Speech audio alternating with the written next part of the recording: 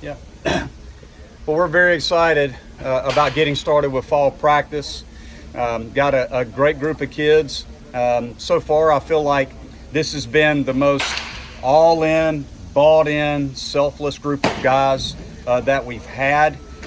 They've been very diligent every day, very focused, working hard all together in everything that they've been doing. So we've got a lot of new faces, a lot of young guys, especially on the position player side. But so far, I really like what I'm seeing out of all our guys. I think our returners are better than they were last year based on just where they're at right now. And I really like some of our new guys. So I've been very impressed so far and excited to get started with team practice.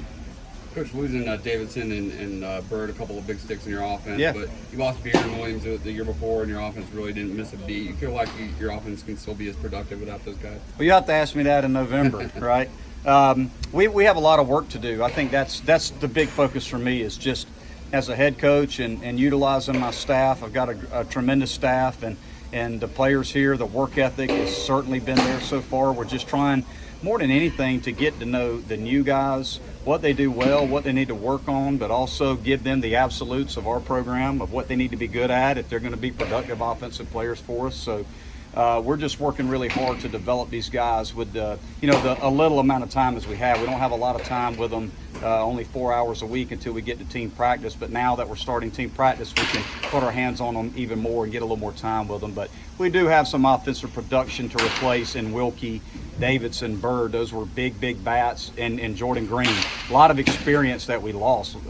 So we don't have a lot of guys that have multiple starting years for us. So this fall is going to be critical when it comes to development, but also seeing who's going to be able to play for us. The aforementioned offensive pieces you say you're missing, what does a coach like yourself look for in his team as he's looking to fill up that lineup card and to fill those spots and to get the same production? You know, you can't always get the same production, but what you can out of those guys to fill in that lineup card. Well, I think the first key is we have to coach every player as to what it means to be productive. I mean, we have to teach them what it takes to be a productive player first. We have a saying around here, we want to develop as player over starter, right? We just want to focus on trying to make each individual player the best player we can make them. The starting piece will take care of itself.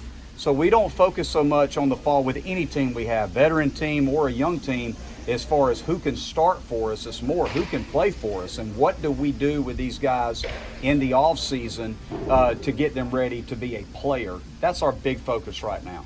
What are you seeing in the young arms that you brought on board this year? What do you so far as you got them here? They look good. I mean, they look good. Again, they've done some live pins, so it's been very short spurts, 10 pitches to hitters, 15 pitches to hitters. We will see this weekend. You know, again, they haven't faced a lineup yet. They faced a group of hitters just in the skill work setting, but there's certainly some guys in that first year group that stand out a little bit for us. But they're unproven. They haven't done anything yet. But overall, it's a group that's got some velocity.